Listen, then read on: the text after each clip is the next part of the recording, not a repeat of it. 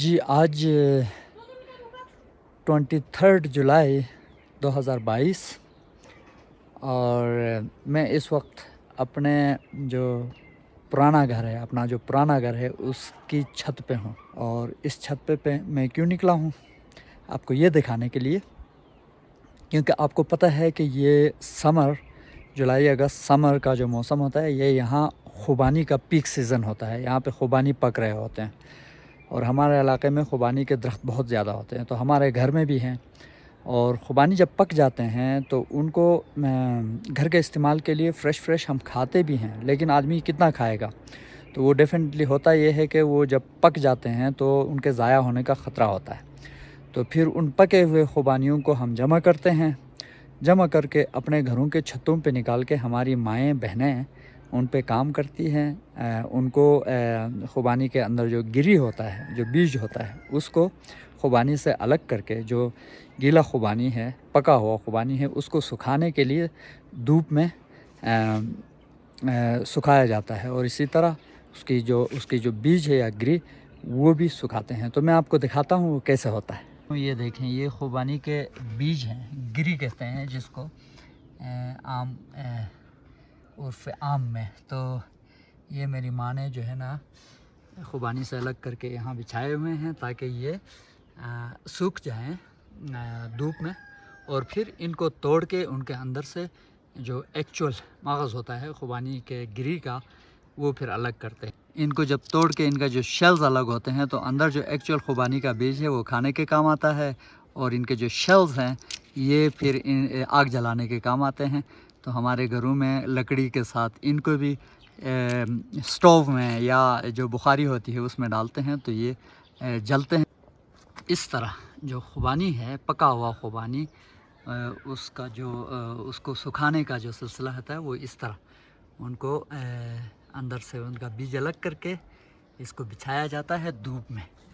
اس طرح صاف ستھرا لکڑی کی تختیاں ہوتی ہیں، ان کو اوپر ان کو اس طرح سے بچھا کے دھوپ میں رکھے جاتے ہیں، اور پھر یہ جب سوکھ جاتے ہیں تو پھر ان کو سٹور کر دیا جاتا ہے کنٹینرز میں، اور ان کی کوالٹی بہت اچھی ہوتی ہے. تو اپنے گھروں میں ونٹر میں ڈرائی فروٹ کے طور پر کھانے کے لیے رکھا جاتا ہے. جی یہ میری امی ہیں، اور یہ خوبانی کے پھٹور جو ہے ان کو بیج سے الگ کر کے سکھانے کا کام کر رہی ہے.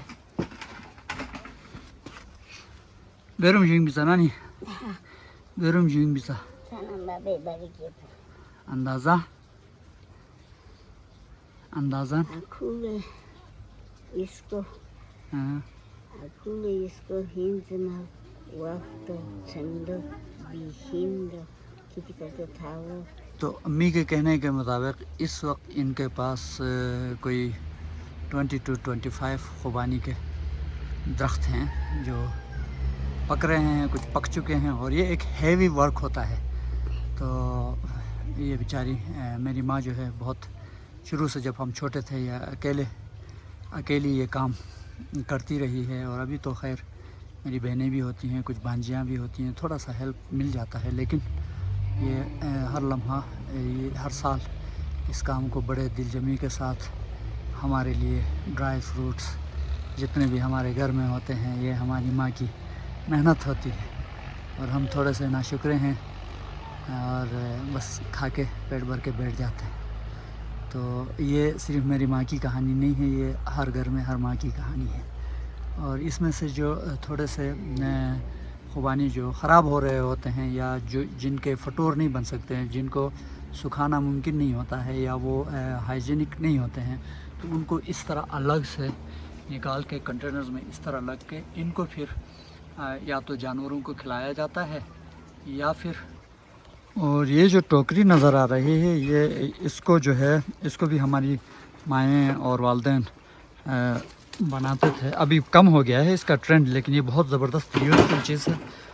یہ جو بید کے درخت ہوتے ہیں، اس طرح کے بید کے درخت، ان کی یہ جو شاخیں ہیں ان کو کاٹ کے وہ جب لچکدار ہوتی ہیں، بید کی کچھ درخت ہیں جو لچکدار شاخوں کے ساتھ ہوتی ہے، تو ان کو صاف کر کے ان شاخوں سے پھر یہ ٹوکریاں بنائی جاتی ہیں، اور یہ جتنا بھی ڈرائی فروٹ ہے، یہ جو خاص کر خوبانی کے ڈرائیڈ خوبانی ہوتا ہے، یہ اس کے اندر سٹور کر کے پھر اس کے اوپر جو خراب ہوا خوبانی ہوتا ہے اس کے پلپ سے اس کو سیل کیا جاتا ہے، جس کو ہم پن کہتے ہیں. اس کو سیل کرتے ہیں اور پورے سردیوں میں ان کو چھتوں پہ یا کسی کولڈ ایریے میں سٹور کے طور پر رکھا جاتا ہے. تو اس کی خوبی یہ ہے کہ اس کے اندر سے مسلسل ہوا گزرتی رہتی ہے، ہوا کا گزر ہوتا ہے، تو اس لیے اندر جو خوبانی سٹور ہوتا ہے وہ خراب نہیں ہوتا. اور سردیوں میں ہم اس کو اوپر سے تھوڑا سا سائڈ سے کاٹ کے اندر سے نکال کے کھا رہے ہوتے ہیں. یہ پورے ونٹرز کا خوراک ہوتا تھا پہلے.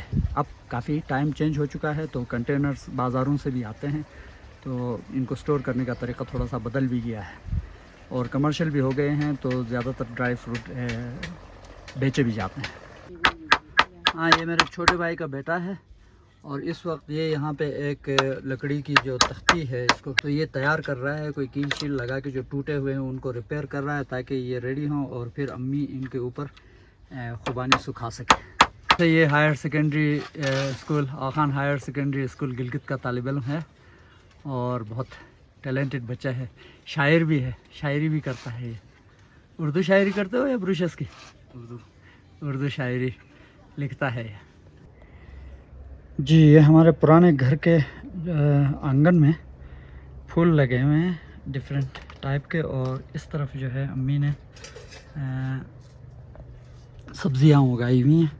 تو یہ میں چھت سے اتر رہا ہوں تو میں آپ کو جاتے جاتے یہ بھی دکھا دیتا ہوں.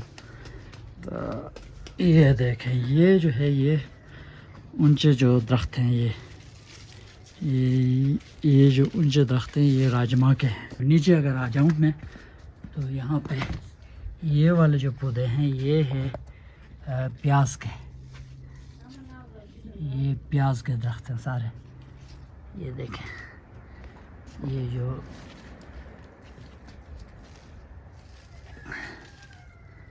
جو درخت ہے یہ پیاز کے ہیں. اور دوسری یہ والی سبزیاں ہیں، سوانچل کہتے ہیں ہمارے یہاں. اور پودینہ وغیرہ بہت سارے ہیں، میں ڈیٹیل میں اندر نہیں لے جاتا آپ کو. اور یہ گلاب کے پھول ہمارے پرانے گھر کے آنگن میں، یہ بہت ہی بڑا گلاب کا پودا ہے. اور اس گلاب کی خوبی یہ ہے کہ یہ جو پھول جو ہے وہ کھل کے جب وہ مرجھا جاتے ہیں تو پھر نیچے سے نئے پھول اگاتے ہیں اور وہ پھر جو کھلنا شروع ہوتا ہے. تو یہ سلسلہ پورے سمر میں تقریباً جاری رہتا ہے، کھلنا مرجھانا کھلنا مرجھانا.